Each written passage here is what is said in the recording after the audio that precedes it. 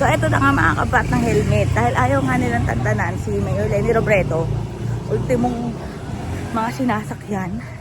Yung mga ganap. Pero ayan nga, nasa Taiwan si Mayor Leni. Hindi dahil magbabakasyon or dahil bakasyon, kundi attend po siya ng forum.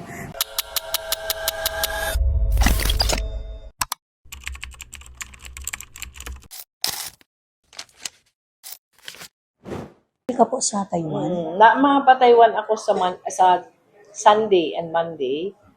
Igong duwang events na dudumanan ko. Itong pinakainot, speaker ako sa Yushan Forum. Pero forum iniyo kang mga representatives from government and business. Inako ko sa imbitasyon ang experience ko kaya pag may gathering na araw kaniyo, nakaka-develop kita ng networks na pwede makatabang sa Naga. Lalong-lalo na dahil gulping mga best practices duman na pwede tangkilingon. So, iyan si first na event. Si second event, ma-attend nga ni si May Naga Up Team dahil si invitation ka to very specific na kaya kita inimbitaran duman because of May Naga Up. So, garo forum iniyo ka mga IT practitioners na nagde-develop ng mga programs for government. Opo. So, si RJ, si Satuyang head, madumanman, all expenses paid ini may nagkasusun ang gobyerno. In fact, mula sa Nagang expense, paduman sa Manila, paduman sa Taipei, covered ninda. Iyon man yan ang policy ko na day ako mabiyahe ng daw anong klaseng biyahe na isa-charge ko sa gobyerno. Ako, kadakol kita yung invitations, igo kita invitations, dapat last week sa Japan, igo kita invitation sa Germany, igo kita invitation sa Korea, pero sa Korea, very selective man ako. Today man ako pwede magparahali. Pinipili mo na lang po. Pero pag ang grupo kaya, may potential na makahanap kita ng partners, aakuin ko. So, inisip pinaka-first na official na invitation, inisip pinaka-first na trabaho, na invitation. Ay, di pala, second na pala ninita itong Bangkok.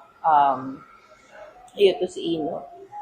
Pero si mga araw kani, ang experience na si networks na nabibuild, very helpful. Daw sa angat buhay ka to si Ringman, kadahol kitang nahahanap na partners because of events like this. At isa sa mga forums na yun ay siya po ang speaker.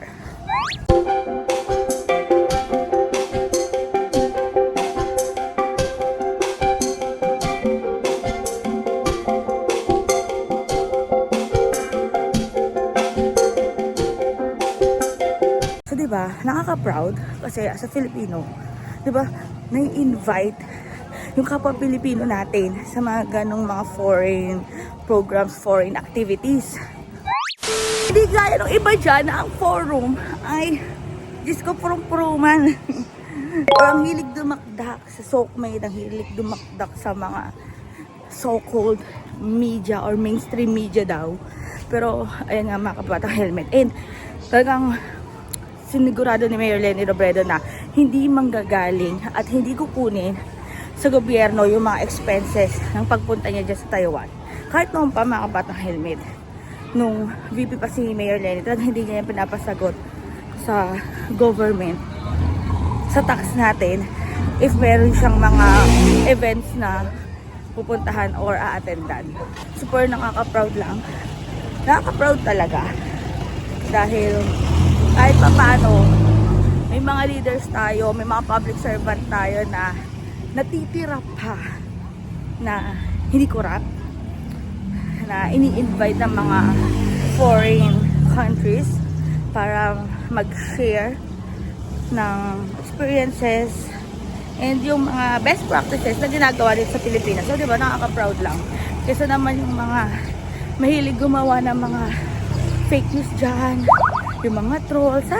Now you know bakit doble kayod sila sa paninira kay Mayor Leni Robredo, kasi nakakatakot naman talagang kalaban si Mayor Leni Robredo dahil wala silang maipanama na pagnanakaw, corruption, puro kabutihan at kagandahang pagtatrabaho lang ang ginagawa talaga ni Mayor Lely Robredo. So talagang mag-aalboroto talaga sila at manginginig yung mga tumbong nila dahil wala kabutihan yung kinakalaban nila So ayan, mabilisan lang to.